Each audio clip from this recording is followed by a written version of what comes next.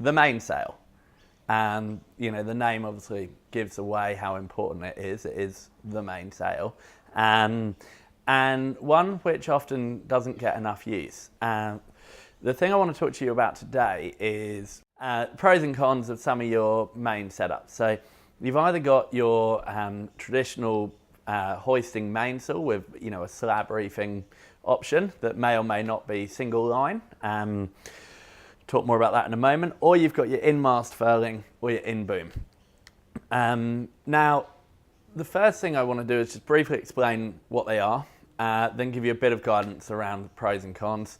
And I'll finish up by saying, look, it can be very involved depending on a huge amount of variables, such as number of crew, physical capability, planned time to own the boat, adventures that you're going on, size of the boat, and they're just a few. So you know where we are. If you want to talk more about this, as part of the mentor program, we do a lot of advising to help you figure out these potentially very important details. So first of all, your slab reefing. So that's where the main comes up and down. That might have a sail bag or drop into a boom bag. I'm a big fan of the boom bag. The single line reefing or multi-line reefing, basically, generally with single line reefing, it means that you can control everything from the cockpit, but it does also mean you've got a huge amount of rope going up and down with the sail and lots of friction points. Depending on what you're doing, I love it, but it's not for everybody. The next thing that we've got then is looking at the in-mast furling. Now, historically, in-mast furling got a lot of bad press. I know people didn't used to like it a long time ago. A lot of production boats these days actually come with it as standard. A lot of it comes down to technique and having your boat set up properly, making sure it's simple.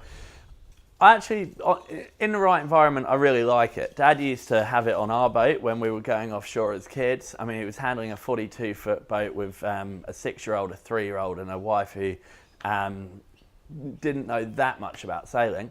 And it meant that he sailed more. He said, I love racing boats, but if I've got a boat that's hard to sail, I won't sail. So in-mast furling is probably the simplest of all your options.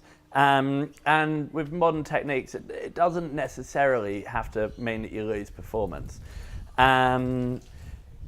Finally, you've got your in-boom furling. There's a little bit more technique on this. It's particularly critical, the height of the topping lift. You basically have to scandalise the main to make it roll properly, which is the opposite of what most people think. When you've got it working for you, it works really well. It's got the advantage of keeping the weight down. The downside can often be that you can end up with quite a hefty bill for a customised boom if you're converting to that. Look, I sail regularly with all of them, and I do like all of them.